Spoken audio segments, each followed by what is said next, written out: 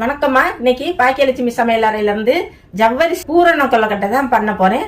அம்மா ஸ்டைல செய்ய போறேன். வாங்கம்மா பாத்திரலாம். அதுக்கு இந்த கிலோ ஜவ்வரிசியை இது மூழ்கிற வரைக்கும் தண்ணி ஊற்றி நைட்டே ஊற வச்சுட்டேன். இது நல்லா ஊறி இருக்குது. அரிசி ரொம்ப ஹெல்தின்னு சொல்றாங்க குழந்தைகளுக்கெல்லாம் கொடுக்கறதுக்கு. இதையே நம்ம தேங்காயை வதக்கி பூரணம் வச்சு கொல்லக்கட்டை செய்ய போறேன். இந்த ஊற வச்ச ஜவ்வரிசியை இப்போ அரைச்சிடலாம். ரொம்ப நைஸா அரைக்க வேண்டாம், கோர்ஸா அரைச்சி எடுத்துடலாம். தண்ணியெல்லாம் ஊற்ற வேண்டாம். உப்பு சேர்த்துக்கலாம். இப்படி இருந்தால் சரியா இருக்குமா? இந்த மாதிரி அரைச்சிக்கோங்க.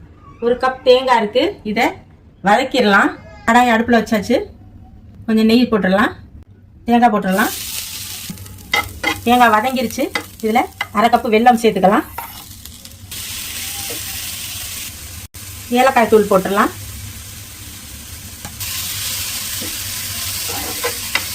வதக்கியாச்சுமா, இதை இறக்கிடலாம். இறக்கி ஆறட்டும். இந்த பக்கம் நம்ம நல்லா வேக வைக்கிறதுக்கு அடுப்பில் தண்ணி வச்சிடலாம். தண்ணி காயட்டும். அரைச்ச மாவை பவுலில் போட்டு நல்லா மிக்ஸ் பண்ணிடலாம்.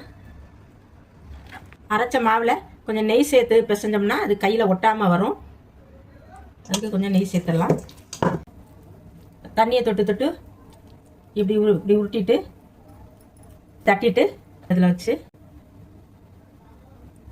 இந்த மாதிரி எல்லாத்தையும் செஞ்சு எடுத்துக்கிட்டு ஆவியில் 10 நிமிஷம் இட்லி பாத்திரத்தில் வேக வச்சு எடுத்து ரெடி பண்ணி வச்சாச்சுமா. இப்போ வாங்க ஆவியில் வச்சு 10 நிமிஷம் வேக வச்சு எடுத்துடலாம்.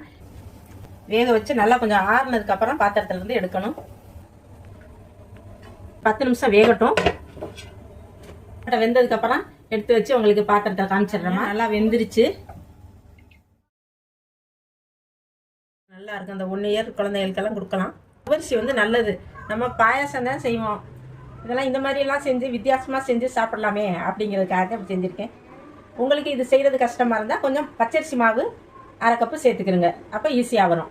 இந்த வீடியோ உங்களுக்கு பிடிச்சிருந்துச்சுன்னா அம்மாவுக்கு சப்போர்ட் பண்ணுங்கள், சப்ஸ்கிரைப் பண்ணுங்கள். அடுத்த ஒரு நல்ல வீடியோவில் சந்திப்போம். நன்றி, வணக்கம்.